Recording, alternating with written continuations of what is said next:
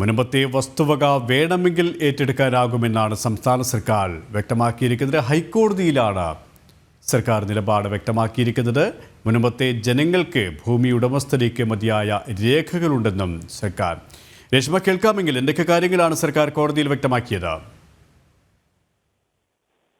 സുരേഷ്, നിലവിൽ ഈ Munambam judicial commission നിയമനവുമായി ബന്ധപ്പെട്ടുള്ള ഹർജിയിൽ ഹൈക്കോടതി വാദം കേട്ടുകൊണ്ടിരിക്കുകയാണ്. സംസ്ഥാന സർക്കാർ ഹൈക്കോടതി അറിയിച്ചിട്ടുള്ളത് മുനമ്പത്തെ വസ്തുവക വേണമെങ്കിൽ സർക്കാരിന് ഏറ്റെടുക്കാനാകുമെന്നുള്ളൊരു നിലപാട് നിലവിൽ സ്വീകരിച്ചിട്ടുണ്ട്. മുനമ്പത്തെ ജനങ്ങൾക്ക് ഭൂമി ഉടമസ്ഥത സാധൂകരിക്കുന്ന തരത്തിലുള്ള രേഖകൾ അവരുടെ കൈവശമുണ്ട്.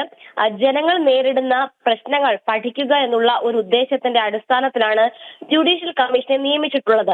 ഒപ്പം തന്നെ നിയമപരമായിട്ട് രേഖകൾ ഉള്ളവരുടെ അവകാശം അത് സംരക്ഷിക്കുക എന്നുള്ള ഒരു ലക്ഷ്യം കൂടി സംസ്ഥാന സർക്കാർ ഉണ്ടെന്നും AG ഇന്ന് ഹൈക്കോടതിയിൽ വ്യക്തമാക്കിയിട്ടുണ്ട്. ഒപ്പം തന്നെ ഈ വഖഫ് ആണോ ഇഷ്ടദാനം ആണോ എന്നത് സംബന്ധിച്ചുള്ള കാര്യത്തിലും ഒരു വ്യക്തത വേണമെന്നുള്ള ഒരു നിലപാട് ഇന്ന് ഹൈക്കോടതി സ്വീകരിച്ചിട്ടുണ്ട്. ഈ വഖഫ് ആണോ അല്ലെങ്കിൽ ഇഷ്ടദാനം ആണോ എന്നത് സംബന്ധിച്ച് ഒരു കമ്മീഷന് ഒരു ഘട്ടത്തിലും തീരുമാനം എടുക്കാനാകില്ല എന്നാണ് ഹൈക്കോടതി വാക്കാൽ പറഞ്ഞിട്ടുള്ളത്. ഈ വഖഫ് ട്രൈബ്യൂണലിന് മുന്നിലുള്ള വിഷയത്തിൽ തീരുമാനം എടുക്കാനും ഇത്തരം ഒരു ജുഡീഷ്യൽ കമ്മീഷന് സാധിക്കത്തുമില്ല.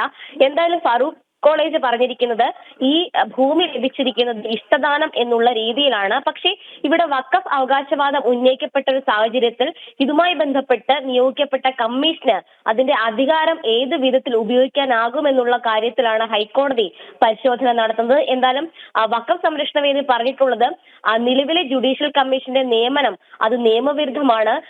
യാതൊരു ഘട്ടത്തിലും അവിടുത്തെ ഭൂ വിഷയത്തിൽ ഒരു കമ്മീഷനെ നിയോഗിച്ചു തീരുമാനം എടുക്കാനായിട്ട് സർക്കാരിന് സാധിക്കില്ല എന്നുള്ള ഒരു നിലപാട് തന്നെയാണ് ഇന്ന് വഖഫ് സംരക്ഷണ വേദി, അതായത് ഹർജിക്കാർ ഹൈക്കോടതിയിൽ ആവർത്തിച്ചത്. എന്തായാലും നിലവിൽ ഹൈക്കോടതി സിംഗിൾ ബെഞ്ചിന് മുന്നിൽ ഈ ഹർജിയിന്മേലുള്ള വാദം തുടരുകയാണ്. സുരേഷ്, കൊച്ചിയിൽ നിന്നും രേഷ്മ ബാബുവാണ് വിവരങ്ങൾ നൽകിയത്.